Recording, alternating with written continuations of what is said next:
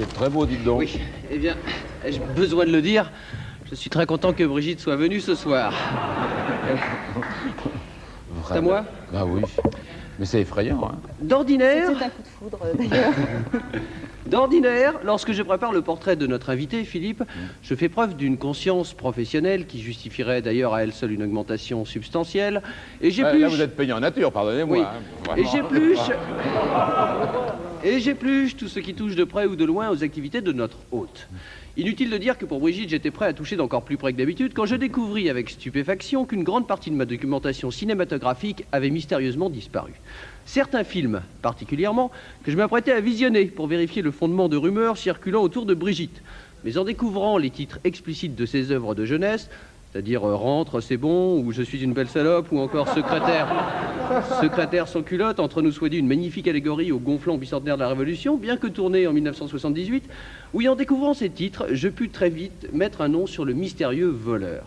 D'autant plus facilement que de son bureau, contigu au mien, s'échappait, mon cher Philippe, disons-le tout net, il s'agit de vous, s'échappait donc depuis quelques jours de sourds coups de bélier, alternant avec des râles gutturaux, que j'eus d'abord la naïveté de mettre sur le compte d'une mauvaise grippe, me fiant au seul indice d'une anormale autant qu'excessive consommation de Kleenex. C'était la grippe.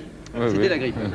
Mais je voulus transformer mes soupçons en preuves, et ce fut chose faite lorsque je vous surpris visionnant fébrilement le film où Brigitte fait une éblouissante démonstration de certaines figures acrobatiques, connues par les spécialistes sous le nom de piano à queue, de l'otarie affamé, du bilboquet joyeux ou du cavalier bulgare, avec des vrais morceaux de fruits dedans. Il faut dire à sa décharge... Elle est bonne aussi, celle-là. Il faut dire à sa décharge, non, vous l'avez déjà faite, oui. Si vous me passez l'expression, que Brigitte a le chic pour défrayer la chronique. Qu'il s'agisse de son passé dans le film X ou de son présent dans le film tout court, elle ne laisse personne indifférent, si l'on veut bien accepter toutefois le jeune Pascal Sévran, et cela pour des raisons sur lesquelles je ne m'étendrai pas, même pour une somme très élevée. Souvenez-vous, il y a quelques semaines seulement, de la diffusion sur la 5 de Joy et Joanne, l'histoire de ces deux femmes languides et sensuellement dévêtues, qui, paraît-il, donnèrent l'idée aux jeunes David et Jonathan de tourner une suite.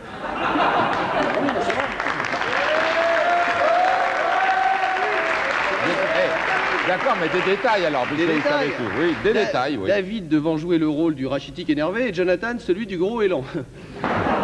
Oui, souvenez-vous, Philippe, du pataquès occasionné par cette diffusion. Toutes ces alertes cardiaques au sein même de la Kakoshim ex-CNCL. Même Michel Droit, qui ne le fut pourtant jamais autant qu'en visionnant le film, parvint à se procurer une copie qu'il fit aussitôt circuler à l'Académie française, une vénérable institution attentive à tout ce qui touche de près à la langue.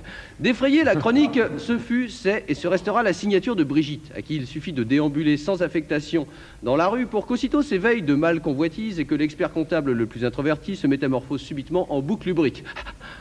Pardon. Et si j'insiste... Quand on n'a plus l'âge de faire ça, on ne fait pas. Hein. Et si j'insiste particulièrement sur le charme naturel de Brigitte, c'est parce qu'il n'en ressort qu'avec plus de relief. À une époque où les magazines, dits de charme, en sont réduits à retaper des antiquités sénescentes du type Gloria Lasso ou Daniel Gilbert, avec des techniques de restauration qui font passer l'embaumement de Salvador Dali pour une toilette de bébé.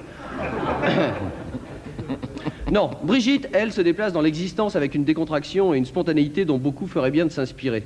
Et que les esprits chagrins, interbiondes de médegristes qui la poursuivent d'une sulfureuse vindicte, ouvrent un peu leurs yeux chafouins sur la réalité qui les dépasse. De même que l'univers du cinéma est fait de faux semblants, il est aussi peuplé d'individus dont le nom, à défaut de la pratique, est synonyme de concupiscences bien plus grandes encore. Je n'en citerai qu'une poignée: Martin Lamotte, Elvis Presley, Gaby Morley, Steve McQueen, Claude Pinoteau, Catherine Hepburn et bien entendu, comment l'oublier, notre infatigable Jean-Claude Bourret. Bienvenue, Brigitte.